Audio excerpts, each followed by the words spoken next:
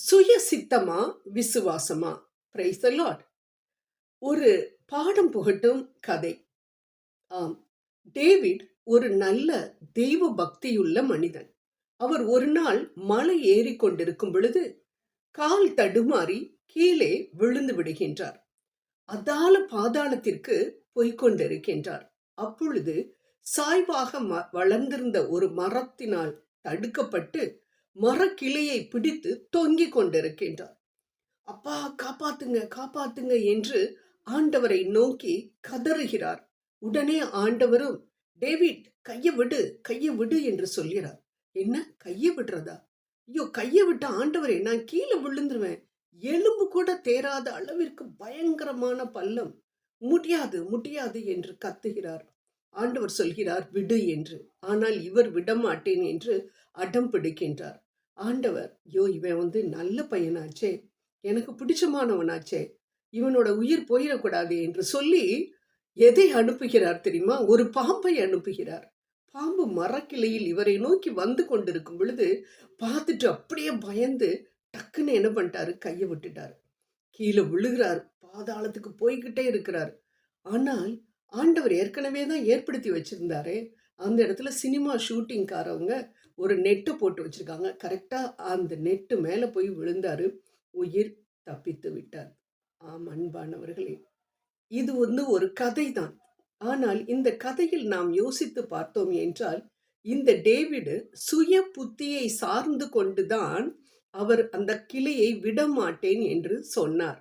ஆனால் ஆண்டவர் விசுவாச கண்களினால் அவருடைய செயலை பார்க்கும்படியாக அவருடைய காதுகளில் சொன்ன வார்த்தையை இவரது அறிவு நம்ப மறுத்தது.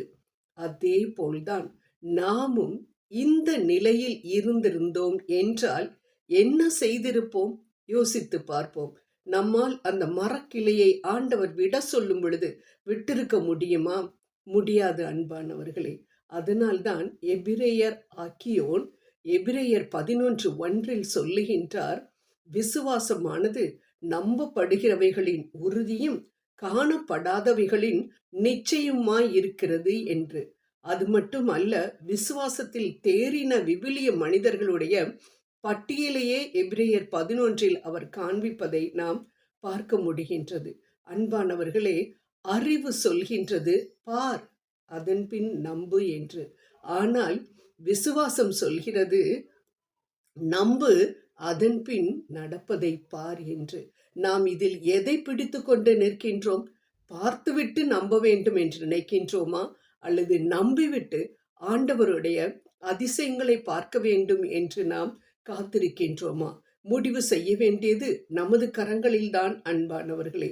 அறிவானது எதை பேஸ் பண்ணி அமைந்திருக்கிறது என்றால், நாம் எதை பார்க்கின்றோமோ, எப்படி புரிந்து கொள்கின்றோமோ, அல்லது எதன் மேல் நமக்கு அதிகாரம் இருக்கின்றதோ அதை பொறுத்துதான் நமக்கு அறிவானது பாடத்தை புகட்டுகின்றது. ஆம், இன்னைக்கு நல்லா இது பயங்கரமான மேகம் கருத்து கொண்டு இருக்கின்றது. நிச்சயம் மழை பெய்யும். இன்னைக்கு சாயந்தரம் நீ வச்சிருக்கிற ஃபங்க்ஷனு எப்படி நடக்க போகுதுன்னு பாரு என்று அறிவு சொல்லும். ஆனால் விசுவாசம், விசுவசித்தால் தேவனுடைய மகிமையை காண்பாய் என்று விவிலியம் சொல்கின்றதே. இதோ எலியா விசுவசித்தானே, அவனுடைய பேச்சை கேட்டு ஆண்டவர் மழையை நிப்பாட்டினாரே. அதே போல எனது பேச்சை கேட்டு, எனது ஜெபத்தை கேட்டு ஆண்டவர் நிச்சயம் மழை வராமல் செய்வார். எனது ஃபங்க்ஷன் நன்றாக நடக்கும், நடந்தே தீரும் என்று நாம் சொன்னோம் என்றால் அதுதான் விசுவாசம் அன்பானவர்களே. ஆம், நமக்கு எது தேவை? இப்படிப்பட்ட விசுவாசம் வேண்டுமா?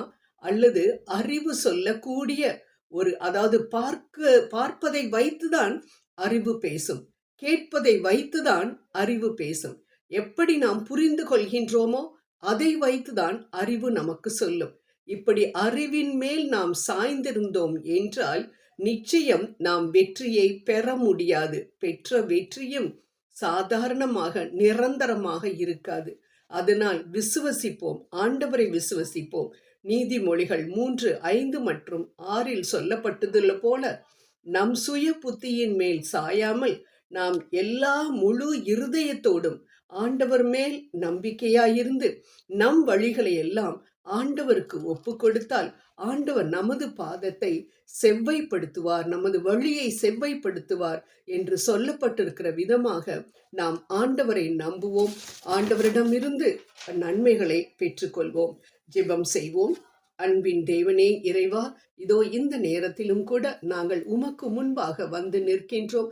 நாங்கள் எந்த காரியமாக இருந்தாலும் எங்களது சுய புத்தியின்படி எதையும் செய்யாதபடிக்கு உமது ஆலோசனையை கேட்டு நடக்கத்தக்க வகையில் நீர் எங்களோடு இருக்க வேண்டும் என்று உம்மை கெஞ்சுகிறோம். ஆமேன், ஆமேன், ஆமேன்.